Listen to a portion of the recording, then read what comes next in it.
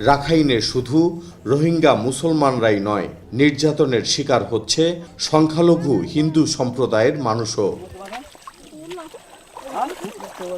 চোখের সামনে ঘরবাড়ি পুড়ে ছাই হয়ে গেছে তাদের, গবাদি পশু, অর্থ ও অন্যান্য সম্পদ লুট করে নিয়ে গেছে। এরপর দেশ ছেড়ে পালানো ছাড়া আর কী বা করার ছিল তাদের?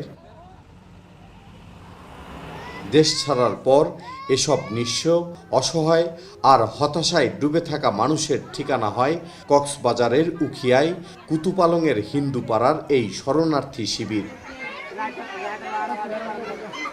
কারা কিভাবে আক্রমণ করে দেশ ছাড়তে বাধ্য করে সে বিষয়ে জানালেন নিরঞ্জন রুদ্র। আমার হুমকি দিয়ে আছে, আমি খুব ভয় করে আছি। আমি ভয় করিবার পরে রাত সন্ধ্যায় 6টায় হুমকি দিয়ে আছে।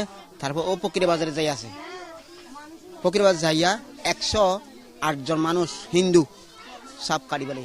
রত্না রুদ্রও জানালেন তার ভয়াবহ অভিজ্ঞতার কথা। আর 7 দিন ভরে গিরি রাখকে হালা পোশাক চুকুন হাতে জায়গা করে হালা পোশাক ইতার রাতে তোকে বুং আছে, একটা কিরিচ আছে, বাইরটা গুলি আছে। তো অলরে ফোঁড়া বাজার ফুরি ফেলাইয়ে এলে আর কিন্তু হয়তো হাড়ি ফেলাইয়ে। বকুলবালা বললেন দুঃসহ স্মৃতির কথা। স্বামী, আমার বাচ্চা, আমার নাতি, আমার বিয়ারে উঠছি, সবাই হারিয়ে গেলাম। একটি পরিত্যক্ত পোল্ট্রি খামারে গড়ে তোলা এই শরণার্থী শিবির ও এর পাশেই একটি তাঁবু আর স্থানীয় বাসিন্দাদের ঘরে গাদাগাদি করে বসবাস করতে বাধ্য হচ্ছে হিন্দু সম্প্রদায়ের শরণার্থীরা। কদিন আগেও যারা ছিলেন আর্থিকভাবে সচ্ছল, এখন অন্যের উপর নির্ভর করেই জীবন চলছে তাদের। কিন্তু কতদিন যাবে এভাবে জানা নেই কারো।